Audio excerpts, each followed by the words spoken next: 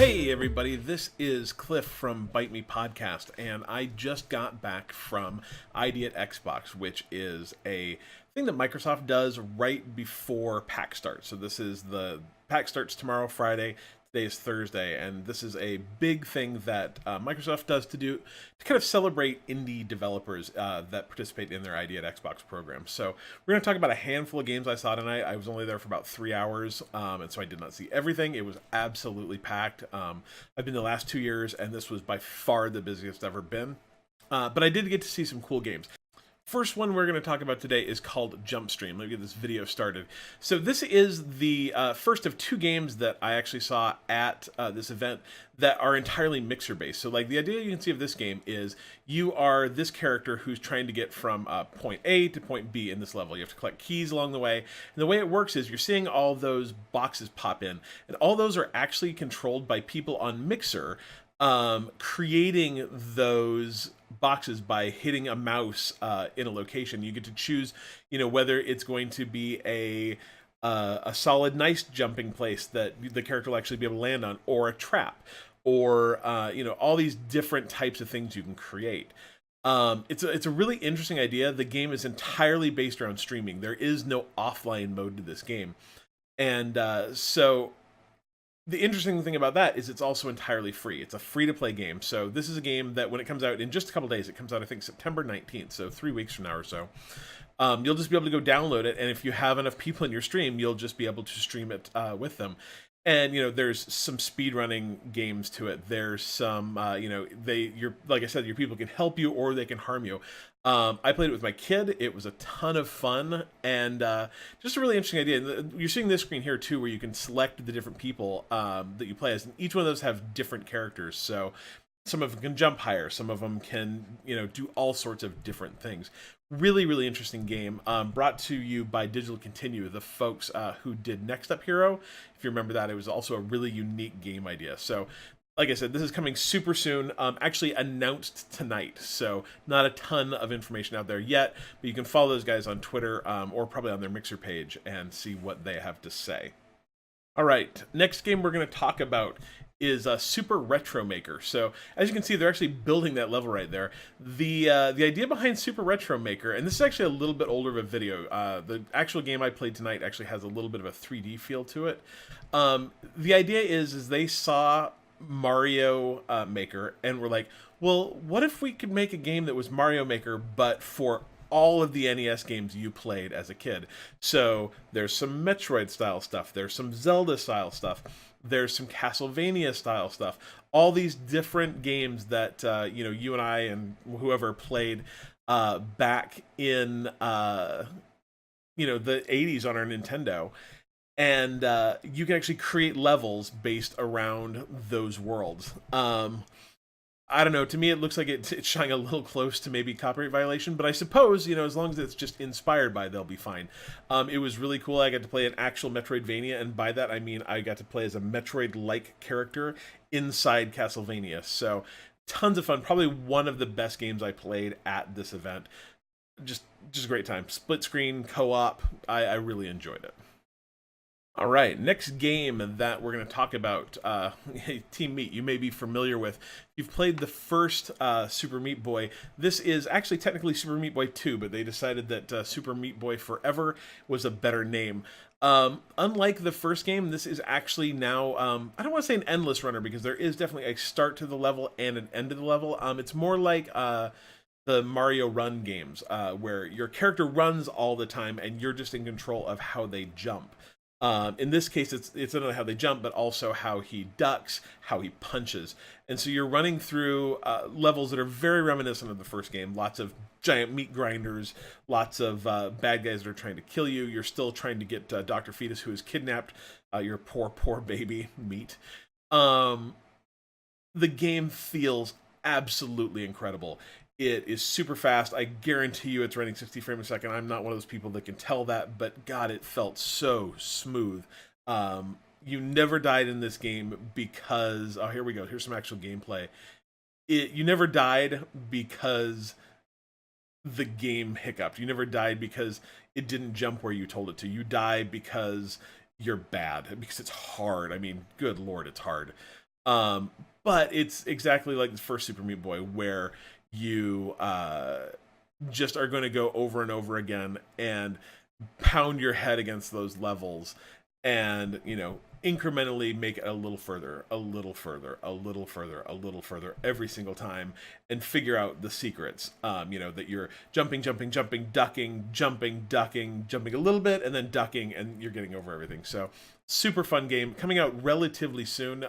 Almost all these games are coming out at least on PC and Xbox, because they are ID at Xbox games. Super Meat Boy obviously is coming out on a PlayStation, Switch, iOS, and Android too. So lots of places you can play Super Meat Boy forever.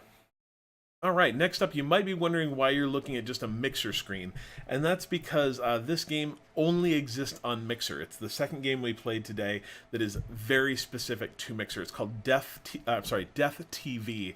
Um, an interesting game that plays almost like a classic, like Dungeons and Dragons kind of idea, where the person that is hosting the game is going to be kind of your game master and leading you through the game itself. You're trying to make your way through a house that is inhabited by a murderer. You have to find keys, you have to unlock doors, you have to protect yourself from the other people in this house. And it plays kind of like,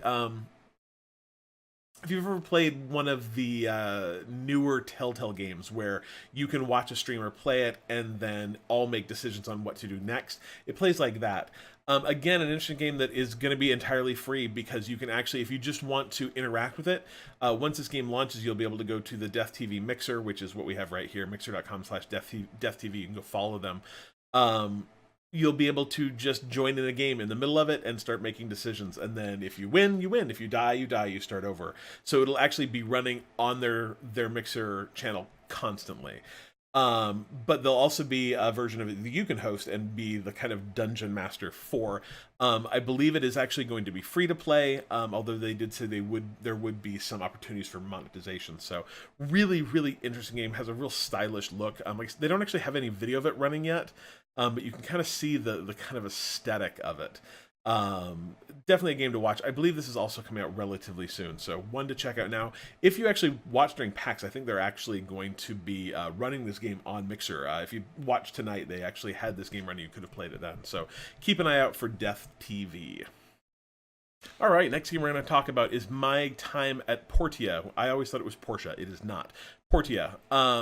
It's an interesting game. It's like a cross of Animal Crossing and maybe a little bit of Minecraft and a little bit of Stardew Valley, where you are a kid, you inherit your dad's workshop, and then you spend time fixing it up and making things and building new machines in that workshop that you can use to build things for the people in the village and make relationships with these peoples that live in this village. There's dungeons to explore. You can farm. Like, we were talking to one of the guys. This is made by Team 17 out of the UK. They're the publisher for this game. It's actually made by a Chinese team. About all the things you can do in this game.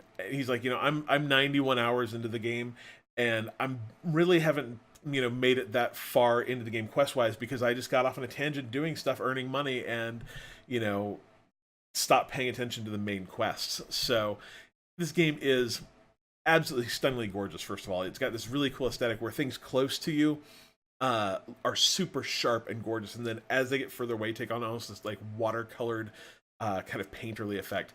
Beautiful game. When we asked when it was coming out, he said soon, and we're like, haha, we know what that means. He's like, no, sooner than you think. Game's already in early access on the PC if you have a PC, so you can actually go just buy this right now and play it. Coming out on the Xbox and the Switch, like he said, very, very soon. It's a game that I wish I had hours and hours and hours to play, because I think I'd really enjoy it.